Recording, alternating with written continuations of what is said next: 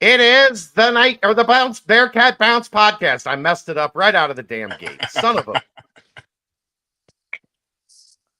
Jeez. It's a Monday where Bearcat football is back. The first Monday of training camp is underway at Camp Higher Ground, and we will have all of the details. That's really all I got. It's hot That was out there cruel. today. Oh, I went on for like 2 minutes the last time he wasn't here. Oh my gosh. I'm disappointed. You know, Brent's not here. Royer's not here. Royer supposed to be here at some point in time. Brent is on a private jet somewhere or something. I don't know what he's doing. He informed us he wasn't going to be able to join us tonight. So instead, Aaron, Keegan, how are we?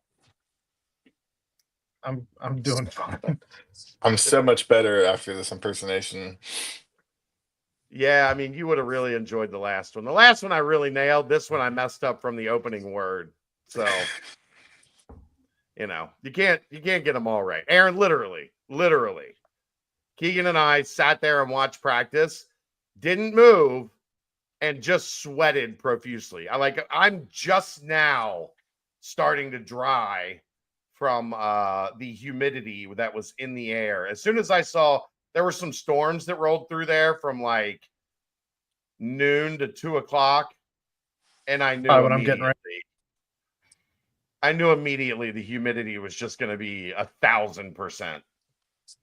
So yeah, it was. It wasn't.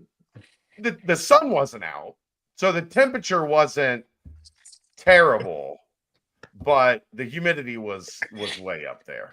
when the sun did come out for like 30 seconds, you had some choice words for the sun. You were me and the sun had some words. I wasn't real happy with its brief appearance in West Harrison, Indiana today. But it listened and went back behind the clouds. And then Keegan jinxed us at dinner, Aaron. Well, at least today will be the worst day that we're out here. I'm like, you never do that. What's wrong with you? But it was a successful opening day at Camp Higher Ground. Only 17 periods today, so they kind of eased them into it a little bit. And obviously, we talk about this on day one every year. No shoulder pads, no thigh pads, it's just helmets and new practice jerseys and shorts. So can't really get a great read on the O-line or D-line or anything of that sort today. It's kind of a skill position group on day one. So, but I thought there was a lot that went on, a lot that went down. So we will have a lot to discuss, Aaron, Keegan, and I, as we get into camp. And we've done about as much previewing of camp as you can possibly do. I heard somebody say the other day, I don't remember where it was, but when's BCJ really going to get into their camp stuff? I'm like, Keegan's previewed every position. Aaron and I have previewed like 8 of the 10 positions on the nightcap. Dave and I and Keegan did a camp preview. Keegan did a primer to I don't know how much more can you say essentially the same things in order to successfully meet someone's standard of acceptable camp coverage. We've talked about all of it a lot, mainly because we had to get through summer somehow. And now we are officially through summer. And if you're in the situation that Keegan and I were in today, maybe you go one way that you've always gone to one place for 18 years, and then you go that way and the bridge is out, so you have to go another way and put extra mileage on your car. Means you're closer to having to get an oil change. Means you're closer maybe to needing your tires rotated. You can do that by going to Danco Transmission. They're located in Fairfield. They're kind of right catty corner from Jungle Gyms. And all you got to do is mention the BBP on your next visit. You get 10% off your service. So mention Brent Young being on a private jet. He just texted me. He just texted me. His flight got delayed, so definitely don't wait for him. He's just now taking off. Were And we he sent supposed me to a wait picture. for him? That's a picture of him on the plane. Yeah. No, we weren't going to wait on him. He was like, I should land by 9:30. I'll jump on when I get there. I'm like, bro, we ain't waiting for you. Sorry. It's not going to happen. Good thing we Anyhow, didn't. yeah. It mentioned Brent's delayed flight. He also was like, can you do the podcast on Sundays? On Sunday. And I was like, and not have a podcast after the first practice of camp? No, I can't do the podcast on Sunday. The podcast is on Monday.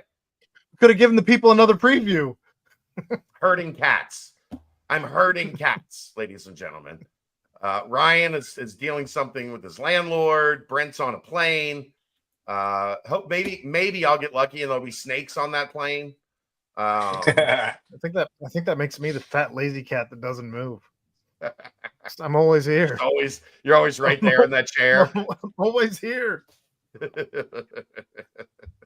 And of course, Keegan is going to join us. Aaron, how was your weekend? It was fine. We tried to do there was the last baseball tournament for 10U baseball tournaments this summer, and we took the girls and they made it through about an hour and a half. About 10 in the morning. You were doing that. I was like, that's a terrible life. 10 in the morning till about 11:30, and then they wanted to sit in laps, and we were past the first nap time for the youngest, and it was time for Daddy to take the girls home. Rachel got to stay and watch in the rain delays and the horror. It was like 105 heat index that day. Keegan knows this. There's nothing that gets the blood pumping quite like 10U baseball. The most serious baseball you'll ever experience in your life. The most toxic parents you'll ever experience in your life. All of it, yeah. Super accurate. Little Jimmy should be playing more. Little Jimmy hasn't stopped picking sunflowers since he got here 2.5 hours ago. I got to avoid it because of naps and heat and all of that. Did you take a nap? Didn't not take a nap, if that makes sense. That was just in case she's watching. You don't want to incriminate yourself. Well, I mean, you dozed off for like 5 minutes. Is that really a nap? No, that's just I shut my eyes while this 17th time I've watched this show, whatever it is on. That's definitely what someone that's 40 would say. Close my eyes. I closed my eyes. Yeah. It's fine. Keegan was at my house this weekend, Aaron. Yeah. Did you let her drive your car?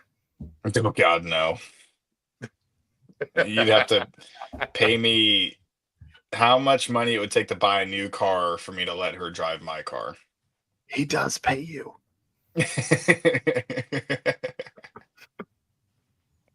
He's right. He is right. How was the mac and cheese, Keegan? Was it good? It was great. The cosmic competition barbecue sauce was great, as signaled by it being gone after 5 minutes, I think. That whole bottle. Somebody fun. drank some cosmic barbecue sauce. I'm pretty sure, Aaron. There was a whole full bottle, and 5 minutes into dinner being served, people were like squeezing out the end of the bottle. The cosmic barbecue competition barbecue sauce was a big hit. Weird. And who drinks barbecue sauce like that? Somebody that was at my house, clearly. Sean. It might have been Sean. Pro wrestler, stepbrother. It might have been him. Oh, I remember. I wasn't going to name him. I was thinking it, but I wasn't going to name him. Oh, it was a good party, though. It was a good time. There was a little kid that was here. This is the funniest part of the whole party. There's a little kid that was here, and he was like messing with people, like towards the end of the night, like wanting to fight people. And then my dad was like, "Try to fight him." Pointed to Sean.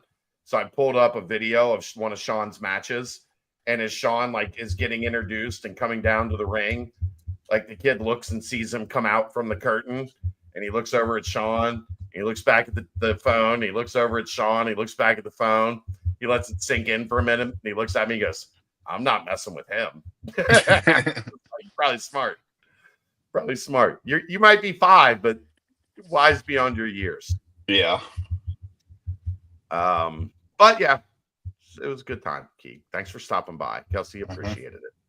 Absolutely. We won't talk about the 3 people in my family that thought you were her boyfriend, even though you had a wedding ring on and was drinking multiple Cincy Lights. And, yeah. Yeah. Is that Kelsey's boyfriend? Have you lost your goddamn mind? That was the other fun part of the. I'm like, no, he works for me. He's married. You can't see his wedding ring. I just very quickly tried to steer the conversation in another direction. I was like, let's talk about something right else. now. Yeah. All right. Let's go ahead and get to it. Camp day 1 is in the books. It was a sultry one out on the turf at Camp Higher Ground, but like I said, the sun wasn't out, so it wasn't nearly as bad as that could have been. Although I do typically have a policy that I do not hang out anywhere that causes you to sweat when you're not moving. But today we didn't really have much of a choice. Nope. Keegan, opening impressions from day 1 of camp. And actually, Aaron, you weren't there. I'm going to put you in the driver's seat for a little while, and Keegan and I will be the panel here, if you will. Well, let's start at probably the biggest storyline of camp. How's Brendan Sorsby look? Yoked. Yeah. Cut. I think that's one way to put it. Yeah. Go ahead, Keith. I think he looked really good. I think the rapport and chemistry he showed with Cyrus Allen specifically was something that I thought was really good to see, because with the new crop of receivers means an adjustment period that has to go on between quarterback and receivers. So I guess it's just a continuation of what they were able to build from spring practice, and kind of seeing it bleed over into fall camp, I think is something that will put them a couple weeks ahead, and then you can obviously just build on that. But Chad, I hope you noticed this, and I put it in my practice report. Who got the first target of camp season? Of team periods? Who got the first target? I didn't see that, or I didn't write it down at least. It's going to make Aaron very happy. Oh, no, it's going to make Dave very happy. It was Joe Royer. Of course. Yeah, Dave's the one that wants them to throw 70% of their passes to Joe Royer. He got the first target. So, yeah, I thought he looked really good. I did also see a good amount of dump-offs and just taking the checkdowns. And there were a couple where he definitely tried to fit it in a really small window that he should not do in a game. But I think it's kind of good in spring ball to work those out. So. Sure, I agree. You want to try and find your limits, and you want to push your receivers, especially who you haven't worked with nearly as long as Joe Royer, to their physical limitations, just to find out, can you reach and go get that ball that I'm going to throw over here, or can you stop on a dime on an errant pass, or something? I mean, you just want to find what the limitations are, what the floors and ceilings are of these receivers. I like that. Mm-hmm. Speaking of the receivers, though, you mentioned Joe Royer, but there is a whole room full of new receivers. So tell me what you got in regards to the receiving core today. I think. Well, yeah, go ahead. I would guess that the conditions played a little bit of a part in this, but it was not an easy day for hanging on to the football for the wide receiver group. Quite a few drops, but I think Joe Royer nailed it when we talked to him post practice. He said, look, like, it happens, but yeah, your hands are wet. Yeah, you're on your 3rd pair of gloves, but some of it is okay. That's concentration. That's that physical, mental, in-game toughness that we always talk about. That's not like, some people think toughness is like being the guy that's ready to fight all the time. No, toughness is, it's really hot out here. My gloves are wet. My stickum is not working, and I'm still responsible for catching this well-delivered pass right into my, catch radius. Stuff like that. That was a little bit disturbing today, but again, one day we do everything we can here to give you the whole picture as it relates to camp, and not react and overreact as to one day sample sizes. But the sample size they put out there today was that the receivers have to do a better job completing the catch and completing the play, because it happened, Keegan, quite a bit. Yeah, absolutely. And I think that also gave the defense some confidence because there would be a They ball were tipped up everywhere. in the air, and then there'd be a near interception, and the defense would almost treat that like a pass breakup or an interception that they almost got. So they were rallying, and it created a lot of momentum for the defense, and they played pretty well, all things considered. And then, it just doesn't help the offense's case when quarterbacks are putting the ball on the money. And a lot of times, and like what you talked about, what Joe talked about, it's that little bit of concentration when um, what's the word I'm looking for? When the conditions aren't great, that's what you have to have in order to make those catches. So, and I asked Sat after, he said, yeah, I mean, the humidity definitely plays a factor. And there were also some pretty bad throws from all of the quarterbacks and a lot of air balls a little bit. So that definitely impacted as well. But I think Gianni Cantosis had a pretty good day. I think Cyrus Allen had a good day showing off his speed. And then Jeff Caldwell had what I considered the play of the day early on in the first team period. So I guess if you're going to have a bad day offensively and it's because of just drop catches, that stuff's fixable to me. Like if you're going to have, a quarterback have a bad day, that's bad. If you're going to have a day like this, day one, I'm okay with having it happen on day one. Yeah. I would think that they'd clean that up though. And it instills, like you said, some confidence in your defense and having the DBs look good. Another room that has been largely revamped, look good on day one. Those are all things that I take as positives out of a day at camp. I really enjoyed the one when they were doing one-on-ones, Keegan. Instead of, I don't know if this is an Eddie Hicks thing. I didn't see it last year. Maybe they did it, but I didn't catch it. They had the receiver, Aaron, line up at the line of scrimmage with the wide receiver instead of facing him. They had him line up sideways, looking at him even. So it gave the wide receiver an advantage off the line of scrimmage. And then the DB had to recover to make the play. And I thought, what, Keegan, the first 3 or 4 were completed. yeah. But then as the drill continued, I thought the DBs adjusted and were making some plays. I don't think there was any interceptions in that period, but I can't imagine how difficult that is. You're lined up sideways, the receiver's lined up straight ahead, and he's just running a go route, and you've got to get your hips turned, get down the field, make up that distance that he already had on you at the start, and be able to get up and make a play on the ball. I was pretty impressed with how the DBs reacted in that scenario. And I thought that, Keegan, really started to build that momentum that the defense had throughout the day as they started having some success in that drill. Yeah, because I think it's something that you can't really replicate other than getting that first day of camp. So I think the offense can kind of have some fun with it in terms of passing and all that kind of stuff when you're not in camp or when you're just running drills with the IPF or whatever.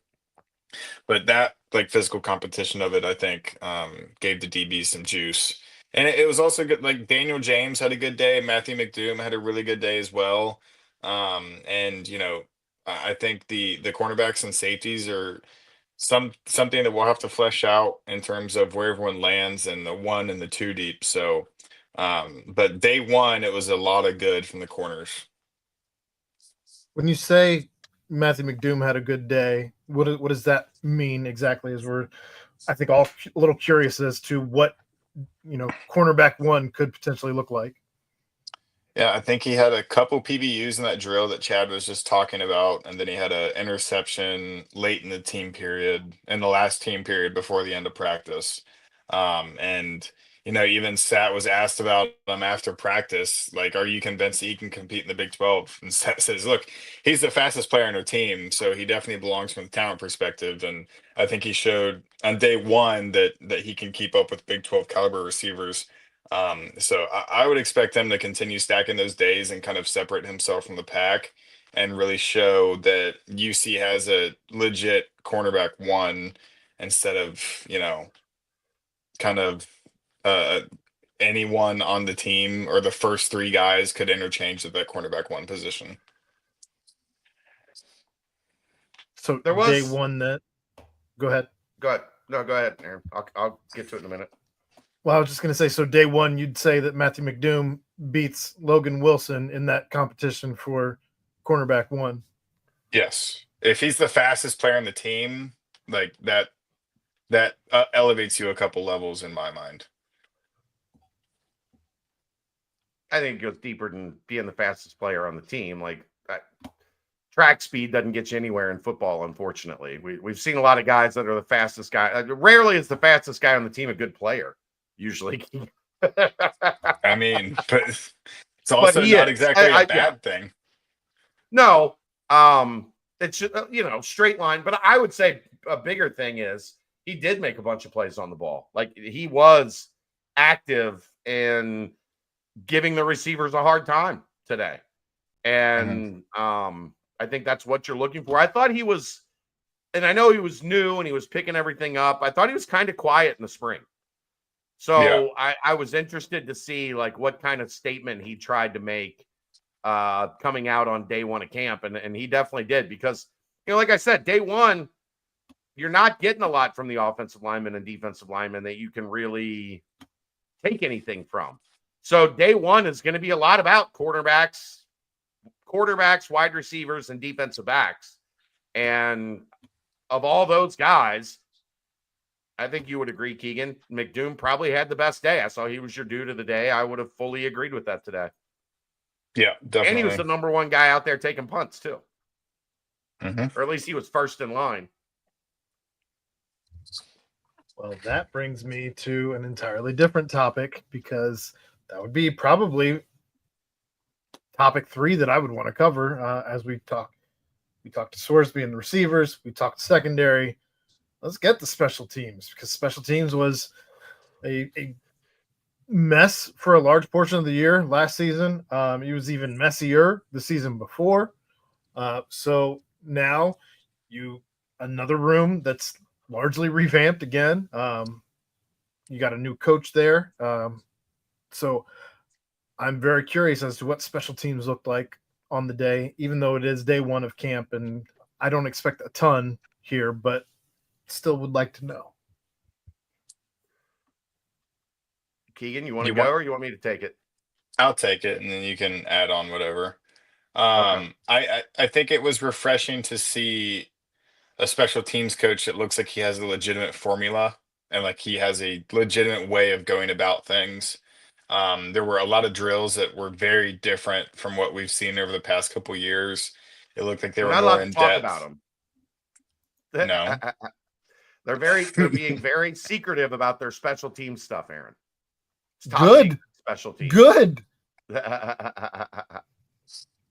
I think and this is kind of natural when you have a position coach that's coaching special teams, but it always just felt like that thing that you needed to check off the box before you could finish a practice or before you could like move on to the next period. And I think bringing in an actual special teams coach just elevates it that much to the point where I think you should expect to see a pretty stark contrast in what you've seen the last 2 years versus what you'll see this year under Luke Paschall. Man, you're saying all the right things, Keegan. They looked very detail oriented. He looked like he had a specific plan. It looked like, I don't want to go like get crazy with it, but it looked more like what it looked like when Brian Mason was running special teams, where there was a designated special teams coordinator. His entire job was coordinating the special teams. And when they got to those special teams periods, there was a lot of detail being put into. They weren't long, 5-6 minutes at a time, but it felt like they got a lot out of those special teams periods. And I think it's going to be a much different look on special teams this year than we saw a year ago. I think we're on our third chapter of this offseason now for special teams, because first you had Kerry Combs and he's now gone, and then you were in the phase where every coach on staff was going to have a hand in special teams, and thank God that phase is over. And now you've moved into having someone who specializes in special teams, who's running special teams as special teams, in my opinion, should be run. So this is a relief. It sounds like things are certainly far more organized than they've been here over the course of the last several seasons, and it does sound like there's a direction. So I feel like you can almost exhale a little bit for now until we see that execution.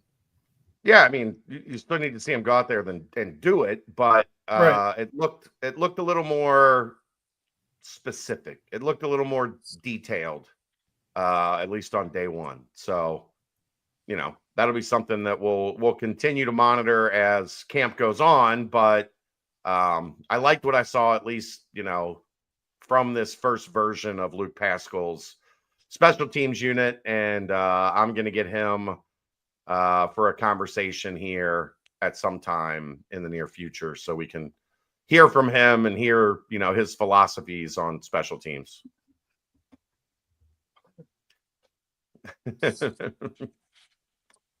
We've been trying to get Luke Paschall on for a while. That one's elusive. Yeah, he's been elusive. Our schedules have not lined up to date, but there's no escaping at higher ground, Aaron. You're out there, like, we're gonna grab you. Fair enough. So I don't know. I guess those were like the top three storylines that I have been hunting today. Outside of that, what stood out to you as different this year? I feel like there's always a wrinkle of some sort at Camp Higher Ground. Obviously, you're only there for a week this year. We've talked plenty about that as you want to break in the IPF. But what stood out as maybe a wrinkle, a twist, something that maybe you weren't expecting? What was different today than either spring ball or even Camp Higher Grounds years past? I don't remember a 3:00 practice at Higher Ground. It's usually like morning practices, or like they'll have the occasional night practice. I didn't remember a 3:00 practice. The 3:00 practice meant that after practice was dinner service at Camp Higher Ground. And dinner is a lot different than lunch at Camp Higher Ground, Aaron. Mm-hmm. You get the good Steak, fried shrimp, potatoes, dirty rice. They had some really good dinner rolls. Keegan doesn't do carbs, I don't think. So no, I'm back on carbs. Trust me. Me and carbs. You didn't have a dinner roll. I didn't see a dinner roll. I had a big piece of cake and a mountain of loaded potatoes. What are you talking about? And fried shrimp. I didn't see a dinner roll. I didn't get a dinner roll. But they had like cake with icing, and then they had the fresh strawberries cut up to dump over your cake. Not exactly fresh. I wouldn't call those fresh. Strawberries. Yeah, they're strawberries. I would call those canned strawberries. I was trying to give them the benefit. They weren't there, Keegan. They weren't there. So that was different, Aaron. We, instead of the lunch fare, chicken tenders and Monterey Ranch chicken sandwiches, we had steak and shrimp tonight, a little surf and turf at Camp Higher Ground. And that was kind of the reward for being out there at 3:00 in the peak heat of the day. All right. Keegan, you got anything? Provide something productive or be gone. Thanks. Not really. I would say the biggest thing that caught my eye was the special teams and the different Joes they were running. Um, I think everything else was pretty normal. Just the cycle of team period to drills to 7-on-7 to drills to team period. So it was all pretty much the same. Did anybody stand out, whether it was something they were doing differently or some weight that they've put on or whatever it may be? Royer since looks a spring lot ball? different. Royer looks a lot different. He said he dropped 10 pounds, but he dropped 5 pounds, but he's added 10 pounds of muscle.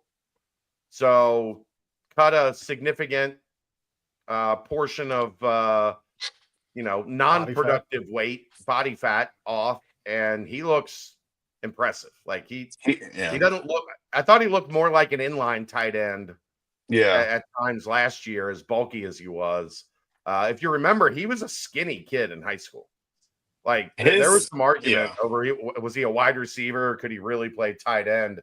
I think for a guy that now that you've got Patrick Gerd to be that more inline, physical, blocking type guy, you can really focus on Royer as a pass catcher. And I think he looks the part of an elite tight end that's split out wide, kind of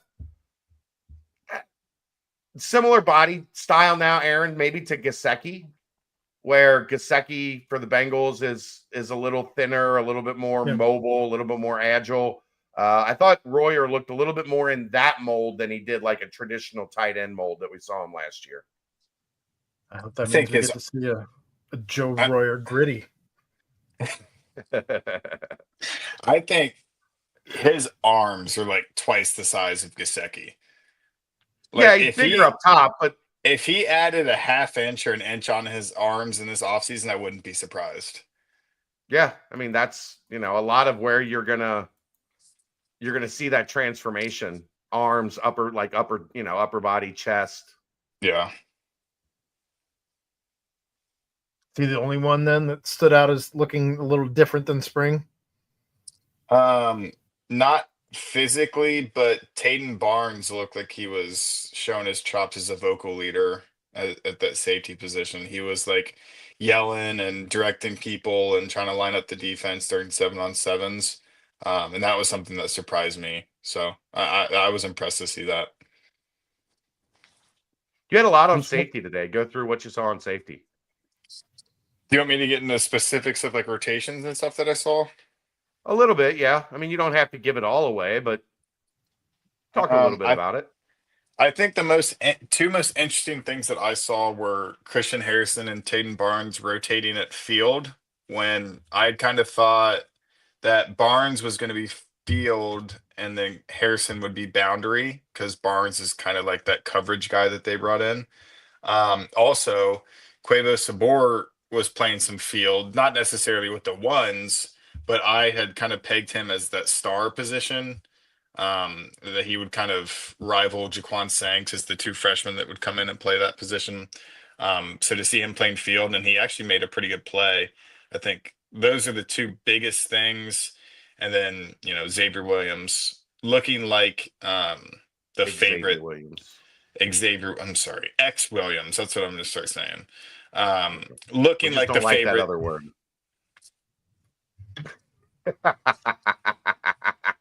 You're not new here. You know how I feel about that word. It's a bad word in my book. Yeah.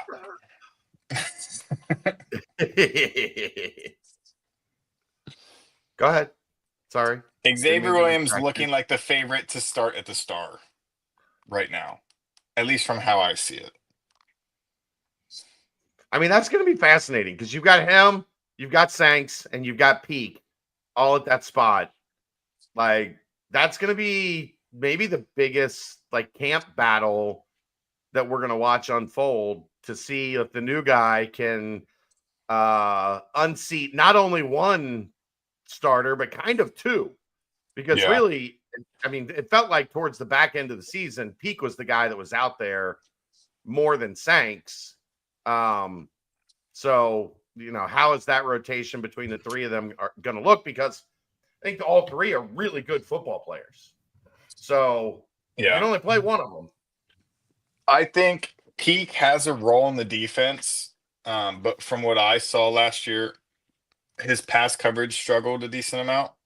So that's where I think I would give the edge to either Sanks or Williams. And then I look at, Williams has that downhill tackling skill set and then can also cover pretty decently. Because if he wasn't a good cover guy, they probably would have brought him in, or if he at least couldn't hold his own. So that's where I look at him, especially being, what is he, a fifth year? Fourth or fifth year kind of guy. That's why I kind of give him the edge for now. Yeah. But he hasn't played a lot of safety, right? Like he was a quarterback. Yeah. So but when he played safety, yeah, he had 9 tackles a game, something like that, 7. Oh my God. Yeah. I'm interested just to see how that shakes out, to see if we've heard them talk about at times, maybe try and Sanks out at one of the other safety spots just to get him on the field, because they want his athleticism and speed and physicality out there. He's a guy that he looks thin, but he hits like a much larger human being. Yeah. He was someone that I noticed looked a little thicker than when he was a freshman, which is not to the surprise of anybody. No, he was skinny last year. Yeah.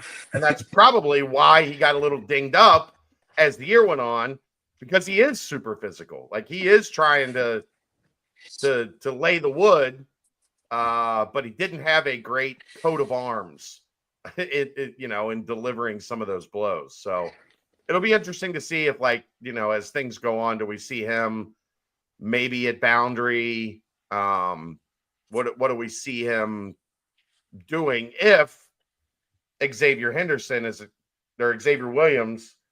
I'm going to screw that up all year, by the way. All year.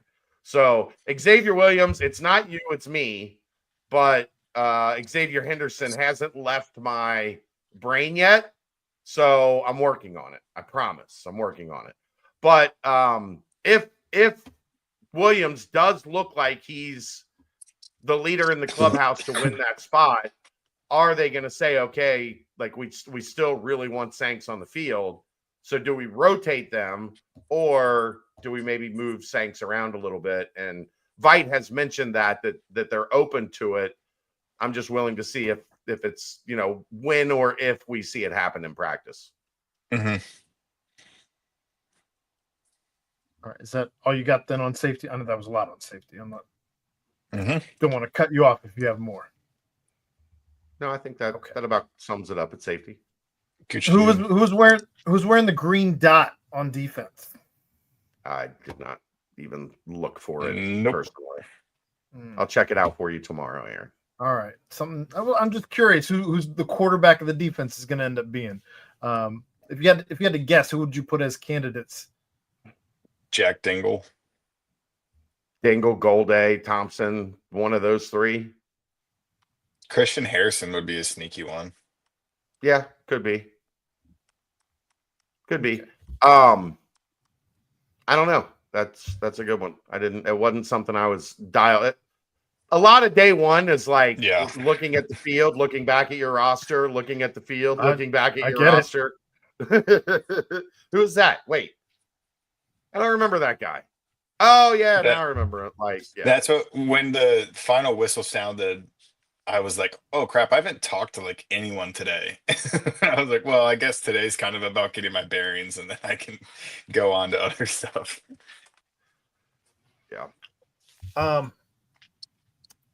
Did anybody from the 2s or 3s make a wow play to where you're like, oh, maybe there is a chance that there's a battle here? Good question. Sincere Lewis. Yeah. My guy. Yeah. Yeah, he had a good play. that kind of, and I even asked about him with Coach Satterfield. I mean, look, man, I got nothing but respect for that dude because it would have been super easy for him to leave, to Quit give football. up on football. Like, I'm not doing this shit anymore. All I've done is rehab basically for 2.5 seasons, and I haven't had a chance to play. He keeps grinding. He keeps busting his butt, and he made a nice play today. So I'll go with him because that's a guy I'm really pulling for. It's a look. He's a linebacker in a room with a lot of really good linebackers. Like, the odds are stacked against him, but I'm pulling for him because he has done everything you could possibly ask of a kid in that situation. I Okay. saw Willie Goodwin and Daniel James had some pretty good pass breakups near the end of practice. And I think Danny James had such a good one that, like, Walt Stewart was running to him to give him a high five. So he's going, like, cross coaching to have celebrations. So those two redshirt freshmen. I do have an update on the cornerback group, unfortunately. That's not good. We knew Gravy Johnson got dinged up a little bit at the end of spring ball, and I didn't think much of it. But yeah, we're not going to see him this year. So Gravy is on the shelf for the year, which that sucks because I really like the chance for that kid to jump up and be somebody. But that might have been why when I asked Tyson Byte about him, he hedged very quickly because he had information that I did not have yet. But I don't think we're going to see Gravy this year, unfortunately.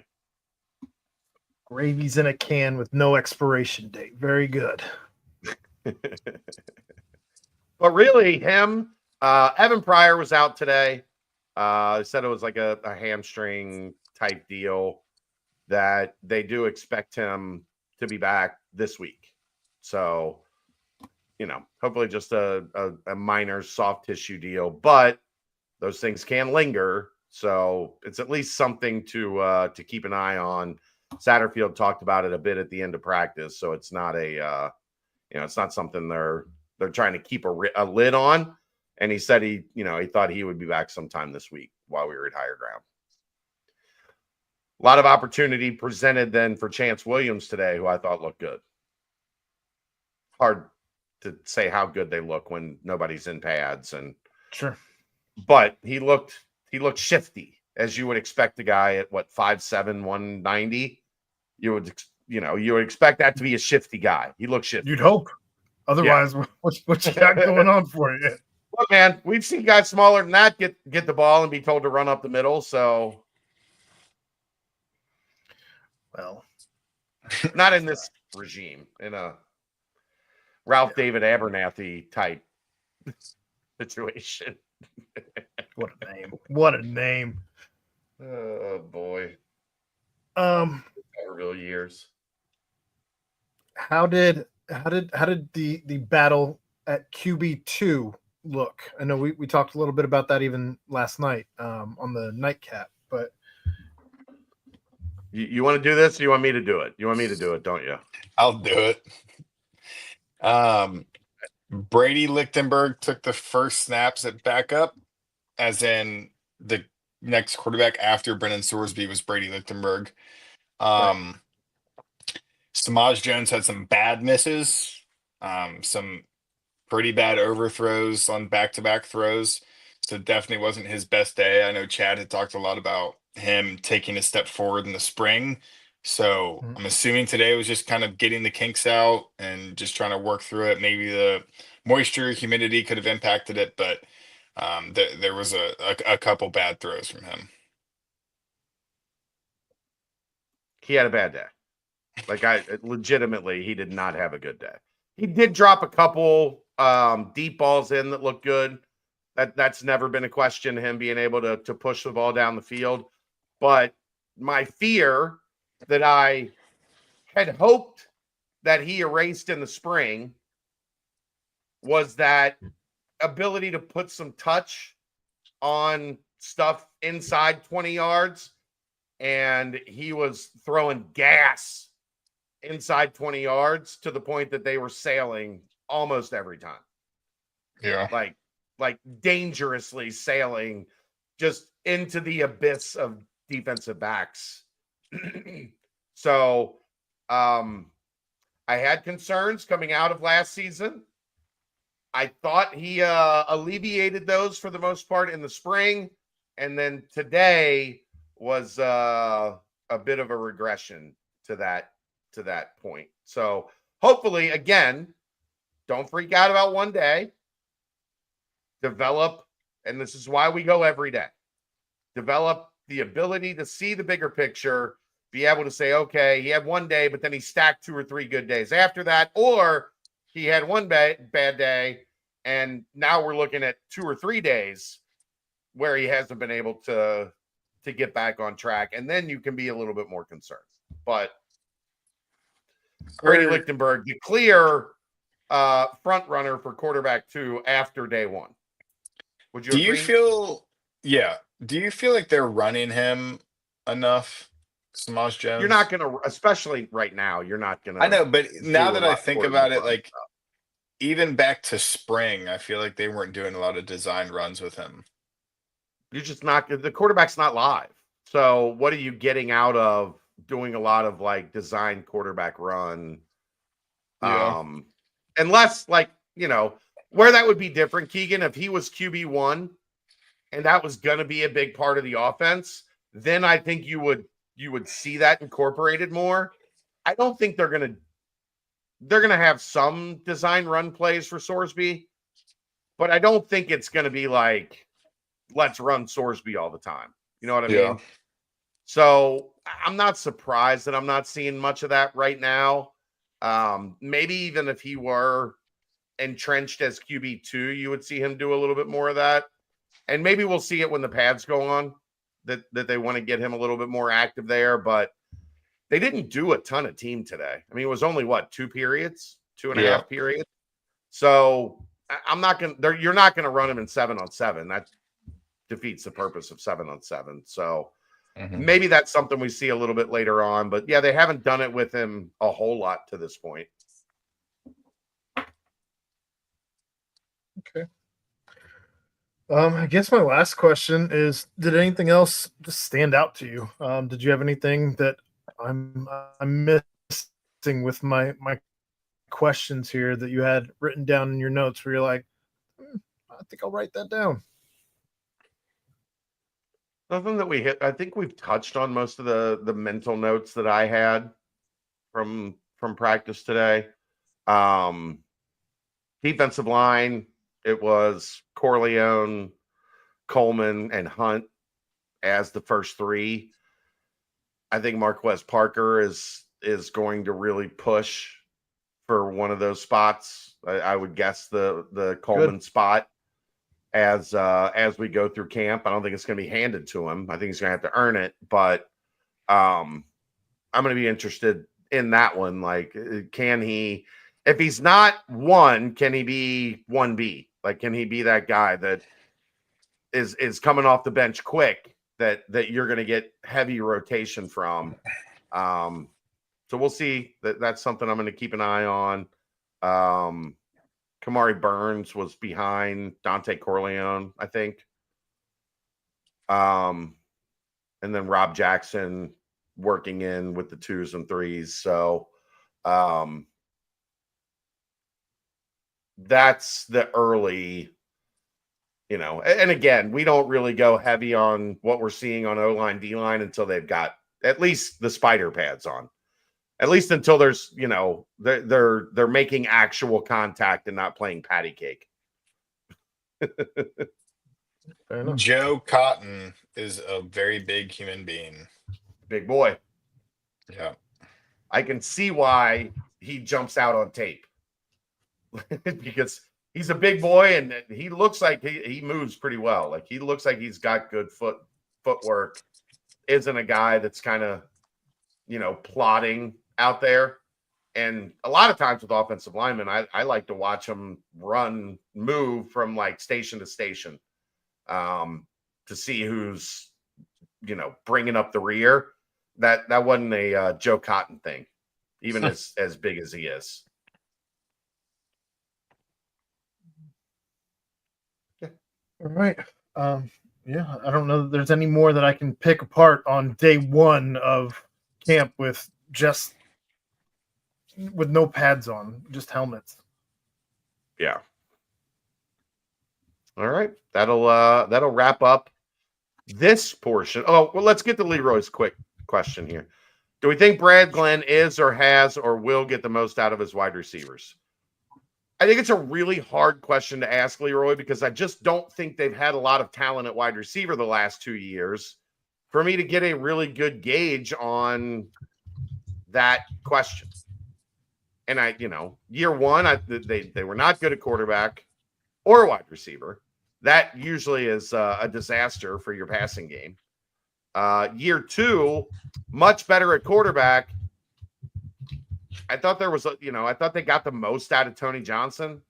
I thought, they got what they could out. I feel like they probably could have, to be honest, get more out of Xavier Henderson. Front to back, I think they got a lot out of him early when teams adjusted and kind of worked to take him away. I thought he just kind of disappeared. Like, you didn't see a lot of targets for him during the 5-game losing streak to end the season. So I don't know, man. I wish I had a great answer, but I think it's fair to at least say I don't think the talent in the wide receiver room was Big 12 caliber. So I think it's hard to judge a wide receiver coach on that.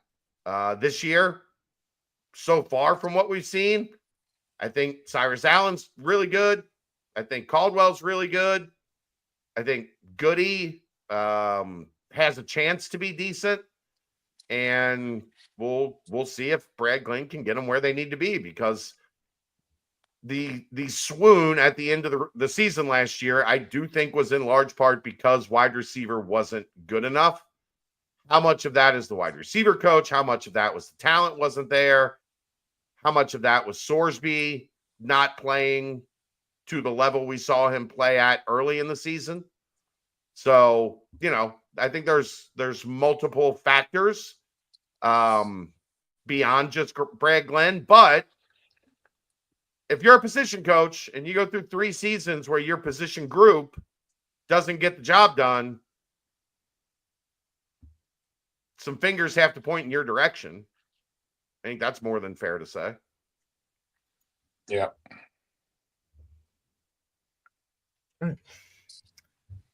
Timestamp it up. All right. This timestamp brought to you by Quick Paper Supply, your local and family-owned restaurant supply company for all your non-food products.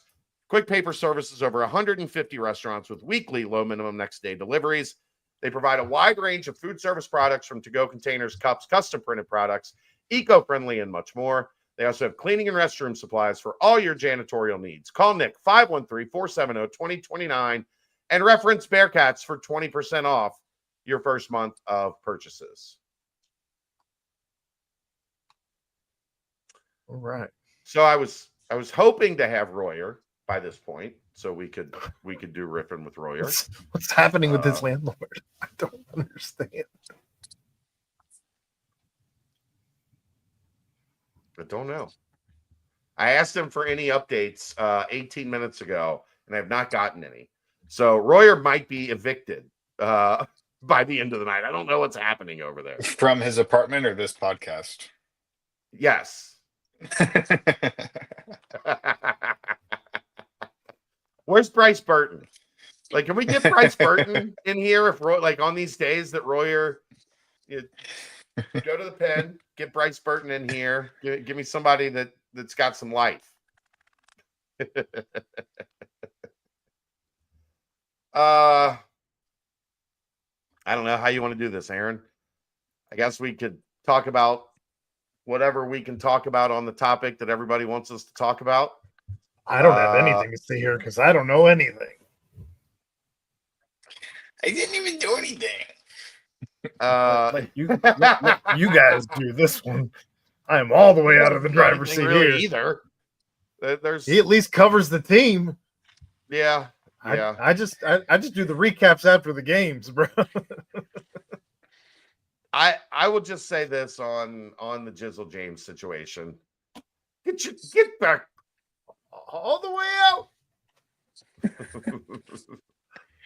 I think the kid's going through some stuff. And I think it's much bigger than basketball. And I think he needs to get back together. He needs to figure it out, whether, this is his path forward or not. Because right now, I don't think he's in a good place. I think that's evident by what we've seen on social media. It's been erratic. It's been confusing. It's something that's going to make people question what is going on. Why is it going on? I think that's fair. And I think Wes is in a tough spot because obviously this is a kid that has been around for, going on his third year. He's clearly going through some things. I'm not going to get into those things at this point in time, other than to say he needs to work on himself and get things back on track. I don't know how you handle it if you're the coaching staff, because the person comes first. And that's always, I know as fans, it's very easy as fans because all you care about is the team you root for. And that's okay. That's acceptable. But from inside out, it's about the people and then everything else. And I think Jizzle needs to get back on track. If it's not too late, I don't know that answer. Is it too late? Is it not too late? That is well above my pay grade. But whatever's going on, he needs to take some time to figure it out and figure out, is this really my path forward? Because if it is, you can't portray yourself to the public the way that we've seen him portray himself at different times throughout this offseason. And where that goes from here, I don't know. I wouldn't be surprised if we hear something fairly soon from inside the program about what's going on, because I don't know that you can just ignore it. Like, clearly something is going on. There's a thread on Bearcat Journal with 250 posts and 30,000 views. People are talking about it. It is a wild ride. It is not something. Yeah, it's a wild ride reading that thread. That's why I barely commented in there. I think I've had 2 posts in there. One, I don't think this is a good situation. 2, I guess I'd go ahead. 2, it is personal. It is on Jizzle to get this back on track. It is on the coaching staff and everybody around him to help. But again, these are paid athletes. He is making a lot of money.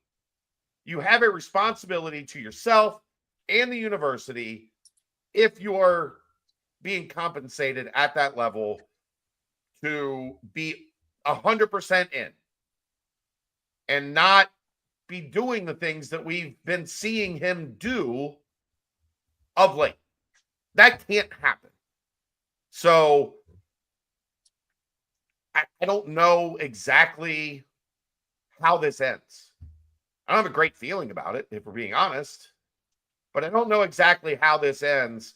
I know we're in the middle of the storm, and you're either going to come through it and things are going to be okay, or you're going to come through it and you're going to look and there's torn down houses everywhere. So it's on him more than anybody to get this thing back on track. It's going to be interesting to see how that plays out. I just want to challenge the fans to maybe curb their reckless speculation. Sure. I've seen lots of people talking about, I heard this from somebody who may or may not know. Like, is it they do know things from inside the program or they don't know things from inside the program. Which is it? You can't be, they may or may not, or it's not really a reputable source, but here's what I've heard. You're not helping anybody with that. Neither are they, whoever this reputable, non-reputable source is. So I don't know. I don't know what's happening. You and I have talked very little about any of this situation, and I have steered clear because it's July 28th. Basketball doesn't start for a little while down the road. And when things are ready to come out about something that sounds pretty serious, I'll listen then. Right now, I'm not going to speculate or try and gather information from crumbs of things that may or may not be really anything noteworthy.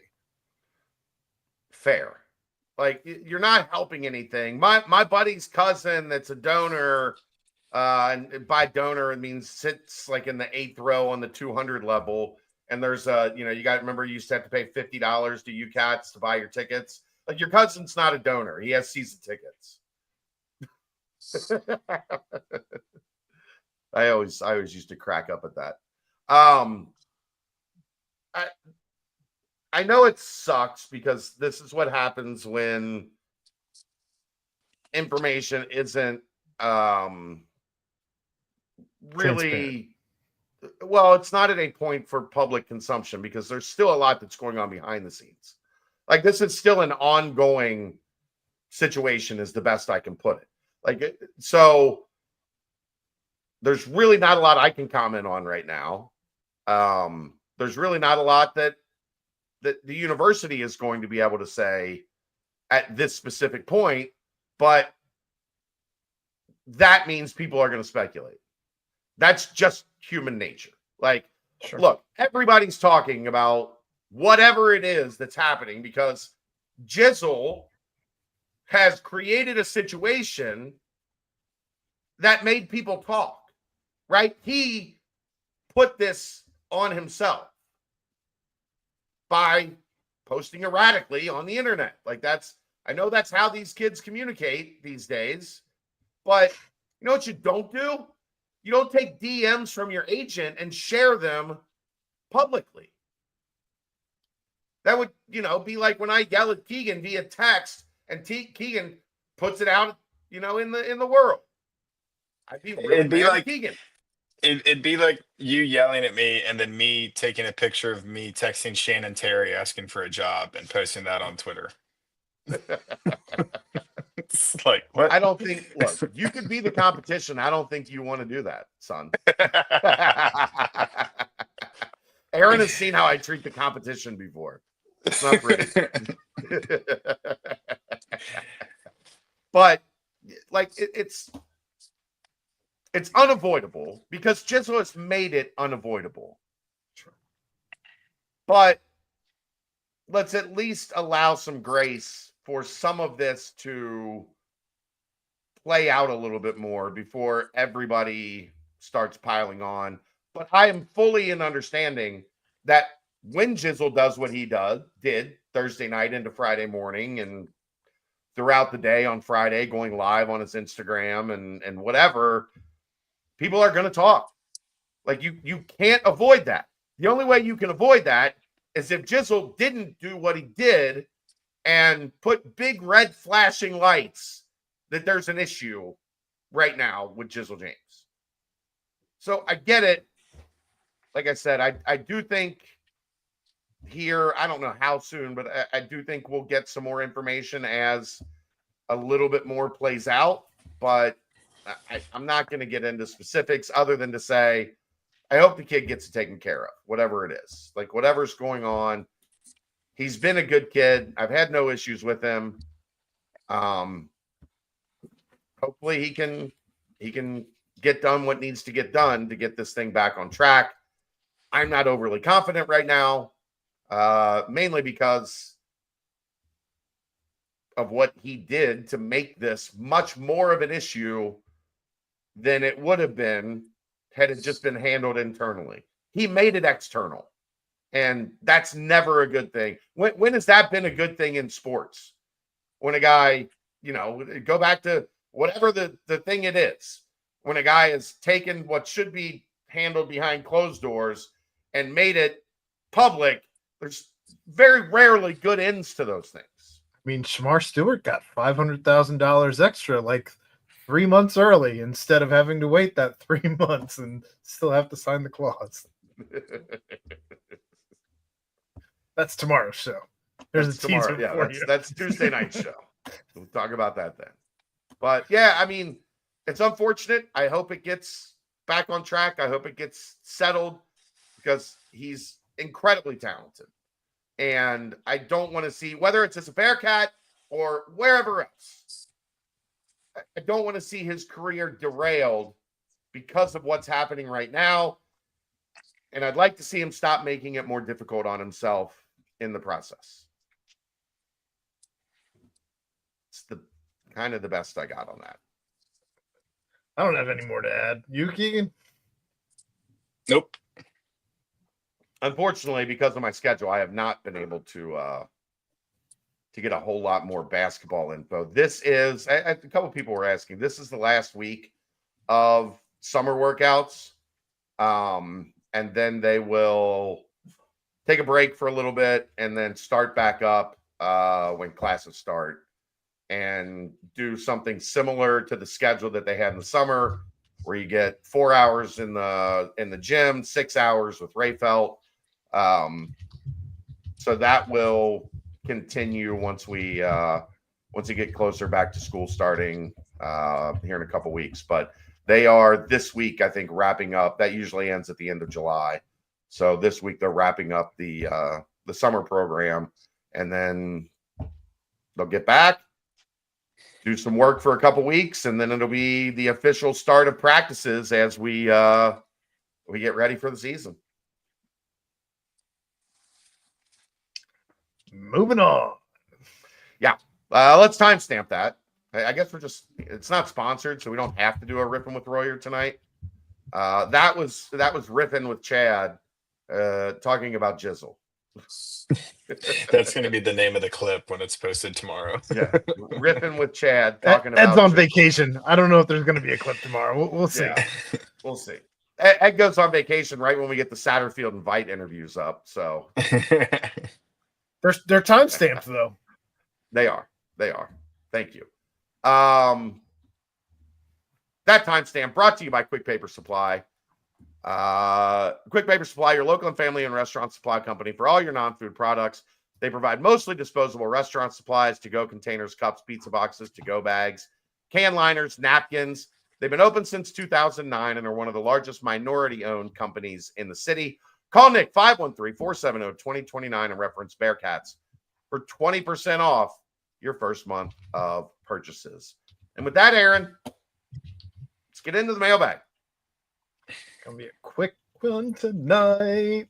Not mad about any of that. All right. We will start off in the football portion of the mailbag. Let me switch some stuff around here. But by the end of the year, who do you think will be the top 4 receivers in terms of yards? Let's get real crazy with it. Not just 4, but in order. Let's say in order, Keegan. Okay, strictly wide. Are we talking? Do you think this You is have to strictly include wide Royer. receivers or I think you pass have to catchers? I think you include anybody who catches a pass as a Okay. top 4 receiver. Because they didn't say wide receivers; they just said receivers, which I'm taking as pass catchers. They also didn't say to rank them in order, but we do what we want to with mailbag. Yeah. Keegan, you want first crack? Am I going my number 1? Or am I doing 1 through 4 right now? Just do one. I like one. Go back and forth. I think that makes it fun. I'll go Cyrus Allen. I would agree.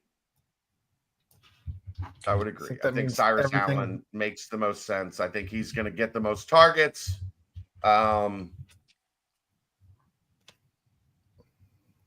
Royer said he's still busy. I'm sorry. So I don't think we're going to get Royer tonight. Ryan Royer will not be one of the top 4 receivers in terms of yards. After Cyrus Allen, I'm going to go Joe Royer. Same. So Keegan and I are both on target 1 and 2. After Royer, I'm going Caldwell. Yeah, I think that's right. 4 is where Uh, it gets really interesting. Yeah. Where are you going? I'd like another week of camp before I really feel comfortable on this, but I'll go Caleb Goody Okay. right now at number 4. I'm going to go Noah Jennings because I think he can be utilized over the middle of the field easier. How concerned are you if Evan Pryor is there? Not Ooh. concerned. I think that means more than anything that they used him in the pass game, maybe more than we were anticipating. You got to remember, Aaron, like when you get down to number 4, Keegan, look this up real quick while I'm talking. Can you do that?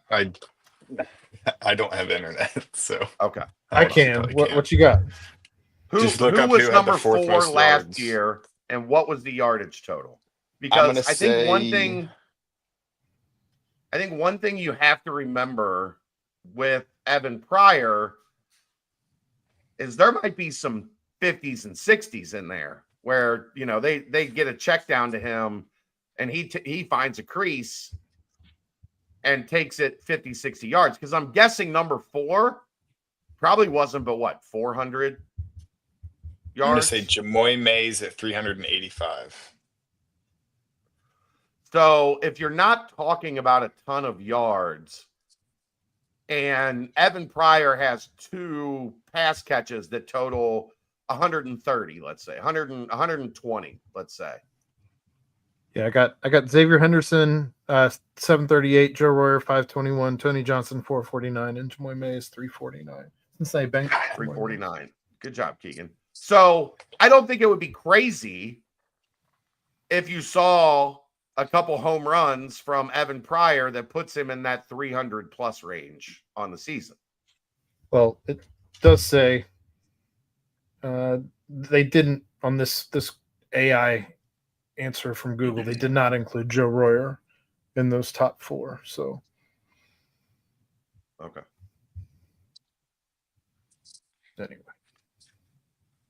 So yeah, I Joe think Royer had Goody is 520. probably. Joe Royer Yeah, did you have said that. 521. Okay. You said he was right behind Henderson. You said Henderson, Okay. Royer, Johnson, then Mays. I don't know why the AI explained it as if he wasn't there. That was weird. Evan Pryor only had 181 last year. Yeah, but he only took 15 catches. snaps. Now, Yeah. interestingly enough, Manny Covey had 8 catches for 119. And they were almost all in one game. That Texas Tech game Well, when every running back was hurt. 71 was on 1 catch. Yeah. So that's what I'm saying on Evan Pryor. Like 1 or 2 catches out of the backfield for a touchdown can change his numbers drastically in that pecking Of order. Evan Pryor's 181, 80 were in 1 catch. Yeah. So let's say he has 2 of those. Now all of a sudden he's up in the 250 range, and he's going to be used more than he was, a lot more than he was last year. So I wouldn't be surprised if Pryor's number 4. Wouldn't shock me even a little bit. All right. Good question. Very good question. All right. Is there a position group you think might take a step back this year? Another very good question. I mean, I guess the easy answer is O-line because you lost 3 really, really good guys. We think they've adequately replaced all 3 of them. But I think it's fair to say, how long does that unit take to gel? And if it takes a couple games, would you consider that when saying the unit took maybe a little bit of a step back? I'll see your offensive line and I'll raise you a running back room. And I say that because if your offensive line is struggling or not on the same level that they were at last year, you don't have a Corey Kiner. You're replacing a Corey Kiner with Tawi Walker, who has been at this level with Wisconsin, but we've not seen him in Cincinnati. You're putting a lot of eggs in the Evan Pryor basket as you're lightning to the Tawi Walker Thunder. I heard something I don't know. today. I haven't verified, but I heard it from somebody I trust that Tywee Walker had more yards last year against P4 competition than any other back in the Big 12 that's returning. I can confirm that because I looked that exact stat up in my running back preview. Maybe that's somebody saw it in your running back preview and was talking about it. Good job, Keegan. Cite your sources. Keegan Nickerson. Citing Keegan Nickerson as my source. Maybe it was from me reading your running back preview, and there was just so much going on this weekend that I don't remember it was from reading your running back preview. Could also be a play. But running back's fair, Aaron. I mean, Corey Kiner's one of the better backs in UC football history, and replacing that, even though we think that's a good running back room, maybe it takes a little bit of a step back this year. I wouldn't rule that out. Especially when you consider the guys that left, Williams, Tinsley, and Kandra, were all second-year guys under Nick Cardwell. Teo and Cotton are going to be first-year guys in the offensive system. So at least something to consider. Defense, boy, if any position group takes a step back, this defense isn't going to be as good as I think they can be. Right. I think the number one you can look at is safety, just because it's so new. But you can also say the same thing about corner. I just don't think the bar was very high on safety last year. I would honestly say that I think that the number one, if you're looking at defense, I think linebacker would probably be my number one guess as to a core that could take a step back, only because I think that they were the best of the bunch last year. And when you're at the top, it's easier to take. I agree. I hope not as well. Well, except for Jared Bartlett. And Jared Bartlett, I think, was a bigger piece. That's true. That's fair. For this defense than maybe anybody. He was the one making plays every single game. Bartlett and Canteen. Yeah. Canteen made a lot of plays. Not a lot of interceptions, but he did make a lot of plays. So yeah, I that does. You made a good case for linebacker, Aaron.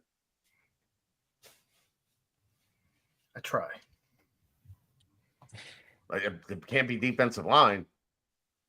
No, absolutely not.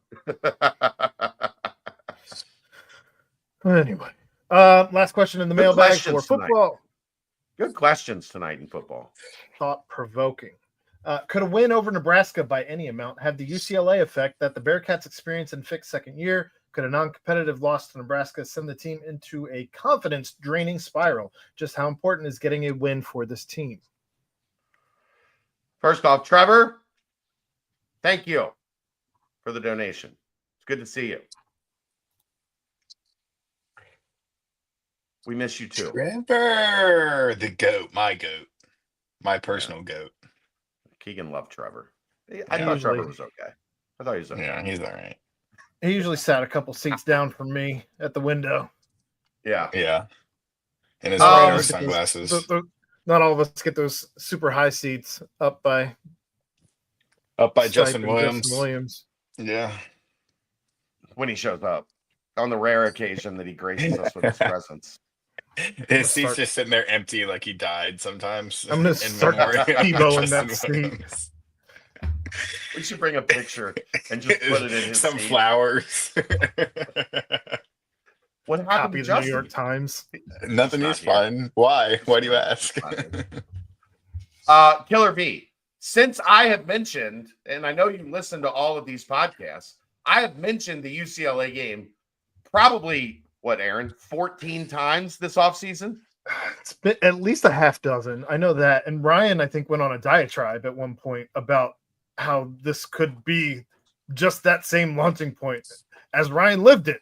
So he could tell you exactly how it went from the locker room. So I don't know how you top that.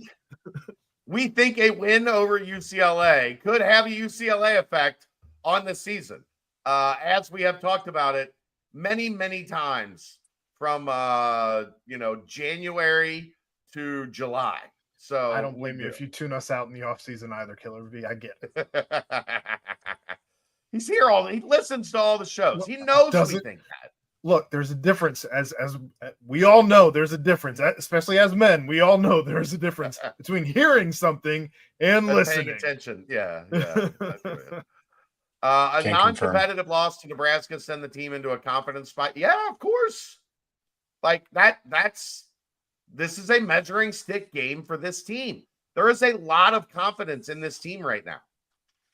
There is a lot of belief that this team is constructed to be a team that does much more winning than losing. So, yeah, if they go ahead and they get smacked by Nebraska, sure, it could hurt confidence a little bit. Keegan, you got your hand up? I am almost of the mindset that if they were to get their ass kicked by Nebraska, that would do them some good in terms of the full 12-game season schedule. Because you look at the last 2 years, what did they do? Trounced Eastern Kentucky and then beat Pitt. Trounced Towson and then barely lost to Pitt. But you can say, oh, we held with them and then it was just a blow up. And then you can't catch yourself until it's way too late. So I think if they were to get their butt kicked against Nebraska, it's an immediate wake-up call to say, we got to figure this shit out, or this is going to go sideways really quick. You better not need a wake-up call in week 1.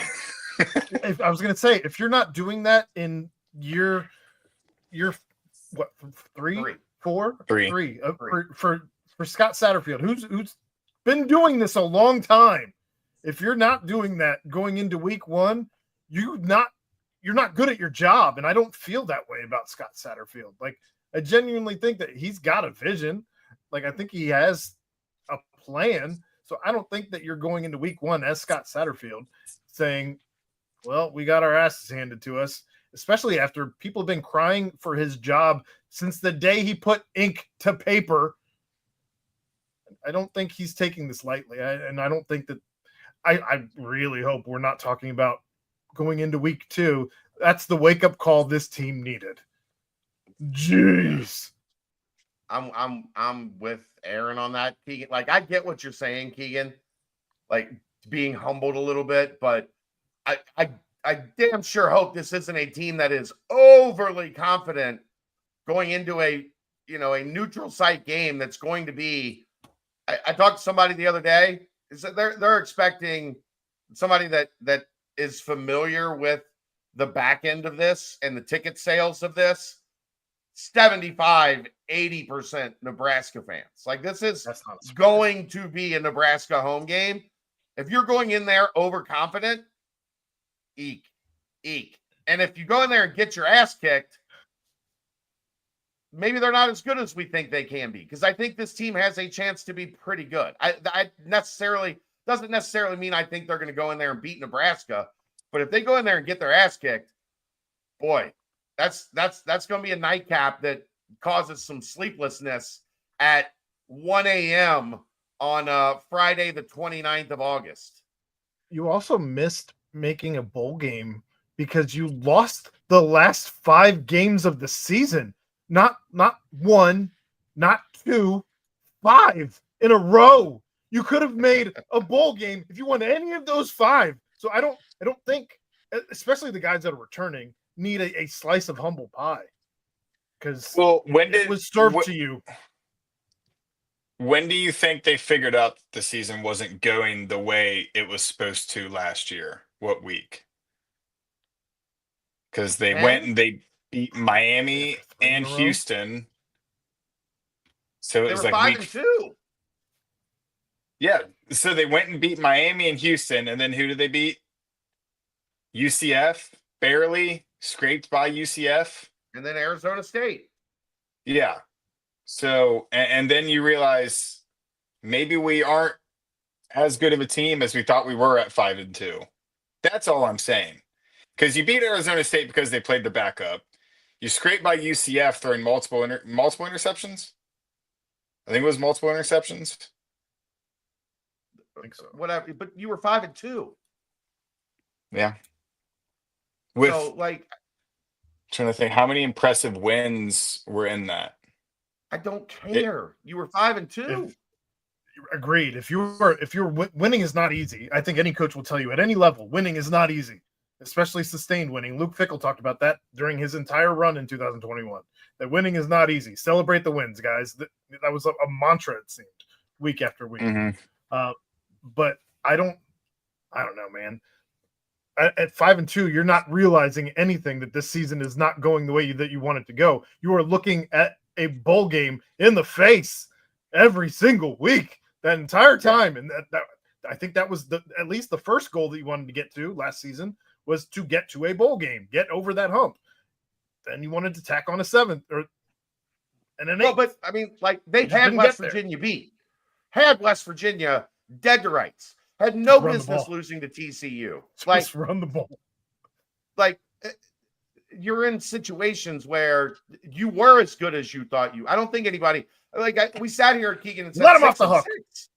6-6 was like get to 6-6, get to a bowl game, and you've turned around the disaster that was 2 years ago. Well, you know, that was in their palm, the palm of their hand, and they pissed it away. So there's no situation where you get your ass kicked by Nebraska, for me at least. There's where you get your ass kicked by Nebraska, and it's a good thing. I'm not saying it's a good thing, but it reorients you faster and prevents a 5-game losing streak at the end of the season. I just don't think they lost to West Virginia because they were in a close game with Pitt that they squandered. Like, go win the games. Like, go. You shouldn't need getting your ass kicked in Arrowhead by Nebraska to do anything. I appreciate you trying to take a different stance. I do appreciate you trying to take a different stance, Keegan. Yeah, but I try. Boy, what's your write-up going to be from the press box at Arrowhead Stadium if it's 42-7? It depends on what they say. Is your write-up going to be, here's a chance for them to make the most of it? No, the whole article fam. is going to be woof. That's the whole article. Nah, fam. Your article is going to be Cincinnati gets their ass kicked in front of Travis Kelce and Taylor Swift. Do you think they take precedent on the elevator to the press box over the coaches? I think they take precedent on the traffic on the way to the stadium and leaving the stadium. You better get there early, dog. She's going to take a jet to the stadium. Like, we all know. From her hotel that's 2 miles down the road. I don't think she actually... I don't think she actually gets into cars. I think she just takes a helicopter or a jet literally everywhere. Stay green. Yeah, she's going to helicopter Stay green. From Travis's. She's helicoptering from Travis's backyard to the top of the press box. They're going to bring her down from the top. Let's move on to the basketball portion of the mailbag. All right. Question: how many minutes per game do you guys see Jalen Haynes play for the season? Much appreciated. Keep up the good work. Thank you. The claw, it's going to get you.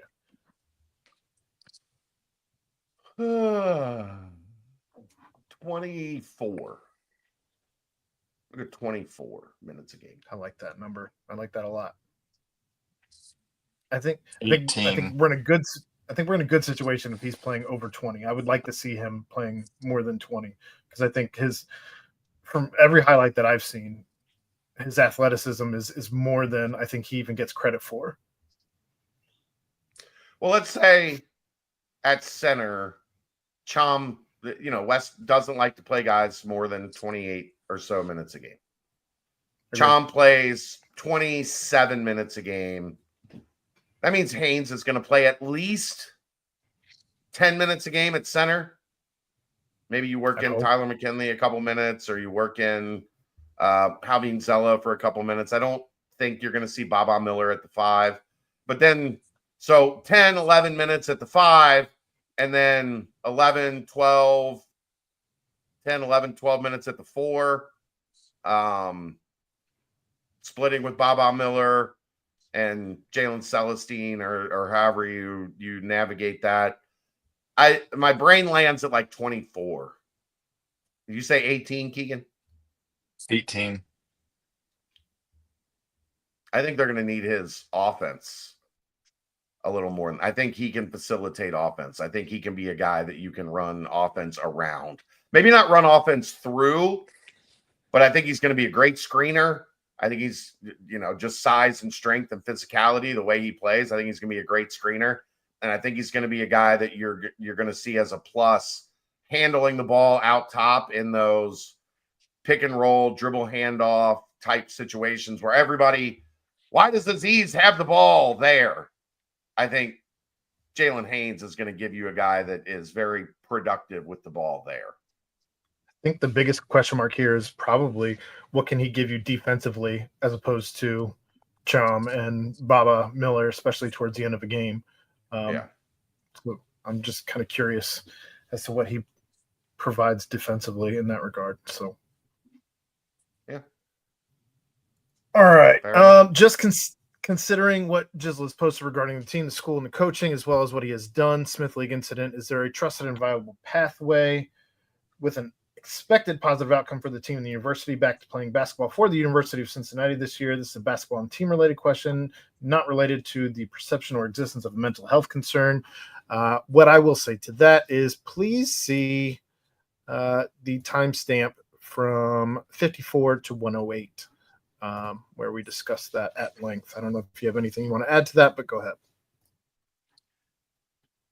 I'm showing my butt here a little bit, but what happened with the Smith League? I was on my honeymoon. He got subbed, or he was getting subbed in, and then they pulled him back, or play didn't stop or something. He didn't get the minutes he thought he deserved at the Smith League, and he left in the middle of a game. Okay.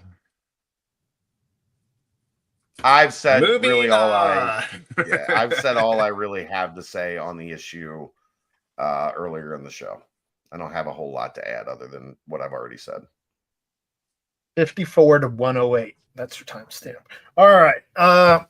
Why does preseason football, preseason camp, daily media, etc. vary so widely from preseason basketball, where there is occasional media but not nearly as formalized a camp setting or media options across the board? Is it because school is in session during hoops preseason but not footballs? I think that's a big part of it. I think there is a April, May, June into most of July. And that changed a little bit this year with baseball, where we had something to talk about into May and, right in that beginning of June area. But for the most part, by and large, there's a drought for coverage up until today, up until camp starts. And then when camp starts, it's almost like, okay, we're back on. Like the band's back together. The season is back on, and there's not really anything from today until the start of the season, but camp coverage, but, us being there, giving you guys daily information. Basketball, it's the middle of football season. Like we're already in our coverage routine, right? It would be very difficult for us to do what we do with football when basketball season starts, because we're already in that matrix of covering football. So I don't know, Keegan, any different thought from you? I think it's just there's a coverage gap that football camp provides, right? What's the running joke with the Reds, Aaron? Just get us to football season. Just get us to day one of training camp, and everybody will be happy with the Reds because they got you through the off season. For the last couple of years, we've just been hoping that they get to the All-Star break. So hell, there was one year they were out of it by Mother's Day, which is in May. They won 4 games in the entire month of April. April. Yeah, they were done by Mother's Day. Oh my god. Yeah, I also think like SIDs and stuff like that kind of want to focus on what's popular at the moment.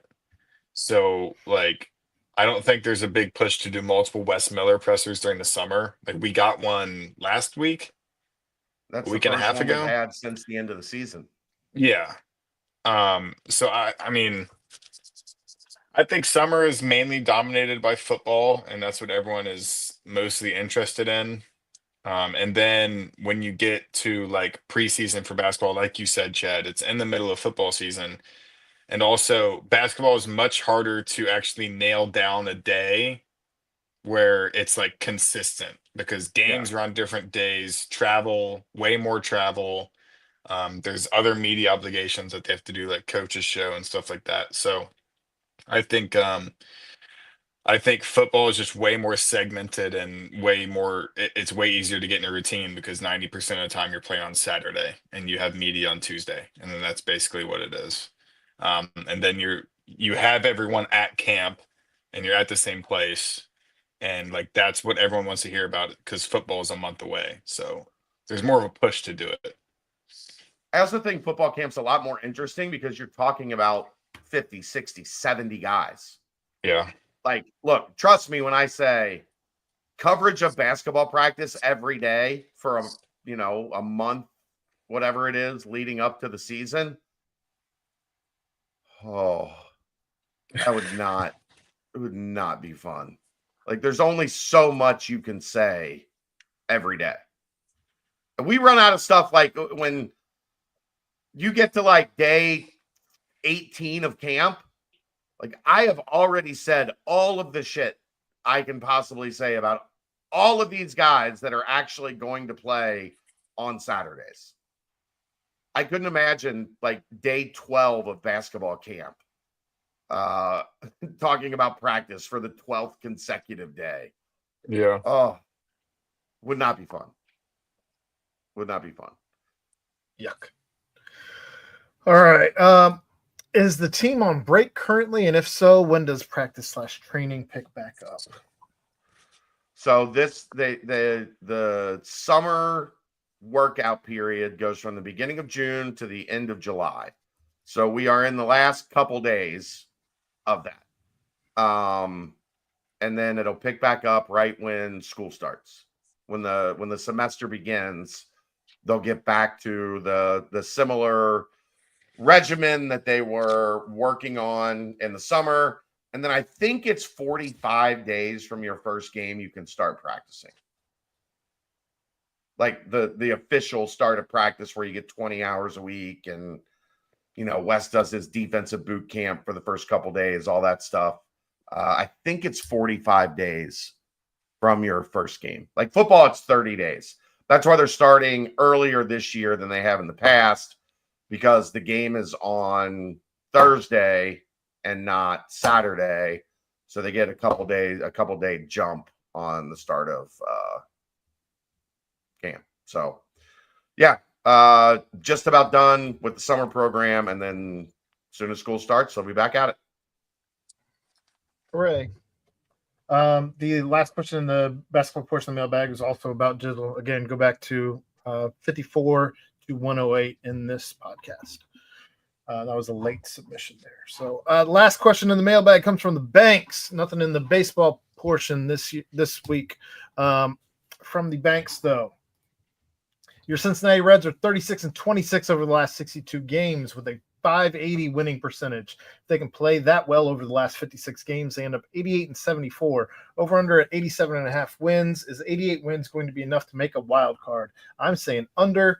Right now, they are not playing well against the Dodgers.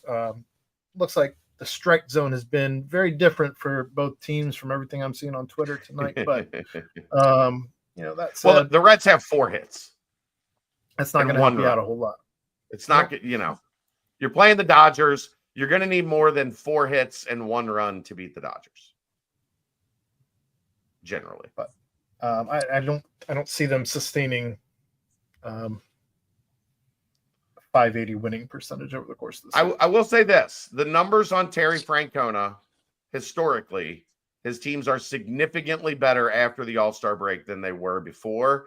this Reds team is pretty on par with where his Indians teams were leading up to the All-Star break. Guardians. And then they played Guardians, whatever.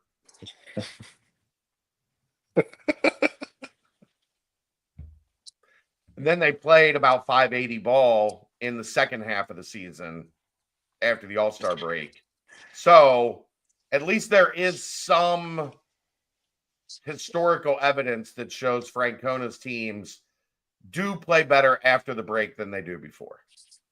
I will be open to changing my mind depending on what they do with the trade deadline. But I have zero faith in that. I get to do radio 3 to 6 on Thursday, and I think the trade deadline's at 4. Oh, I envy you. That would be so fun. Oh my gosh. Yeah. If you were talking about any other team than the Cincinnati Reds. Who knows? Maybe they do something, Aaron. Or we'll be standing there and we'll be that gif with the poking stick. I put it out there this past week. I tweeted it. I hate them. Reds trade Hunter Green for 3 shortstop prospects. My take on that, I think they have that little run every year around this time and then they fizzle out. So that's why I'm going under. What usually they fall apart immediately after the All-Star break. Like they have been notorious for losing like 8 of 10 coming out of the break to just crush any hopes and dreams that anyone might have had. They swept the Rays, so we'll see what they do from here. But gotta beat the Dodgers. So that's the mailbag. Get us out of here, Chad. All right, that's going to wrap it up. Thanks to everybody for tuning in. We missed you, Brent. We missed you, Royer. But, we still did pretty good. We'll see you next time. That's the BBP. Brought to you by Danco Transmission. Right here on BearcatJournal.com. See ya!